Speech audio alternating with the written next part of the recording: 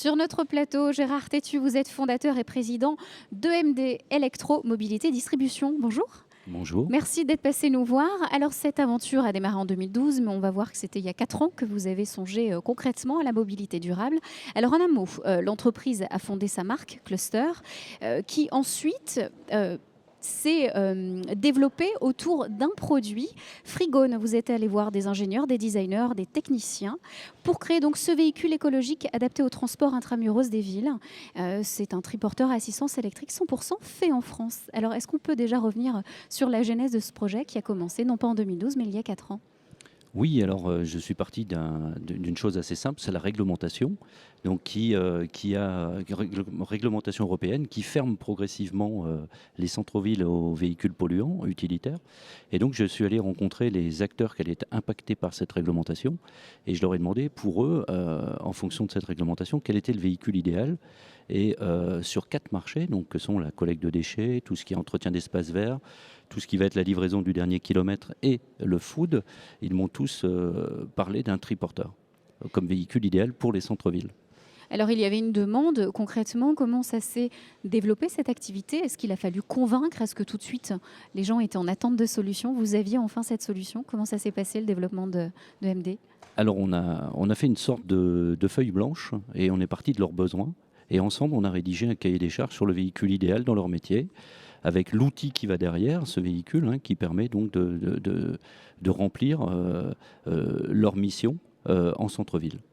Alors, vous êtes soutenu par l'ADEME, qui vous a proposé il y a quelques mois d'intégrer le réseau Entrepreneurs d'avenir. Pourquoi avoir répondu favorablement à cette demande et être présent aujourd'hui au Parlement? Alors, entrepreneur, je le suis. L'avenir, c'est aussi ces produits de développement durable. Donc, entrepreneur d'avenir, c'était logique. Et je trouvais ça plutôt bien, puisque dans mon projet, j'ai fédéré beaucoup d'entrepreneurs pour travailler de la région Rhône-Alpes pour travailler sur ce dossier. L'ADEME m'y a aidé à travers le dispositif Innover, ainsi que la région Rhône-Alpes.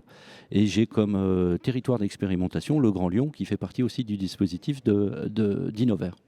Alors, vous avez mis dans le nom de ce triporteur Frigone. On a bien Noracil, le local. Est-ce que vous êtes un entrepreneur chanceux d'être aussi sur ce territoire-là, d'avoir peut-être des Lyonnais qui jouent le jeu du développement durable, en tout cas de la mobilité, de l'écomobilité? Alors, c'est une chance historique, mais n'est pas qu'une chance, c'est une volonté de la région d'avoir des ingénieurs, d'avoir une diversité dans les métiers et les compétences. C'est une chance pour moi d'avoir des gens qui ont répondu favorablement au dossier et de s'investir pleinement dedans et d'utiliser leurs compétences pour sortir ce produit très sympathique. Alors, plus de 50 intervenants se sont relayés durant les tables rondes. Vous avez fait partie d'une des tables rondes. Qu'est-ce que vous avez pu échanger? Quelles sont les valeurs communes que vous avez partagées au cours de ce Parlement?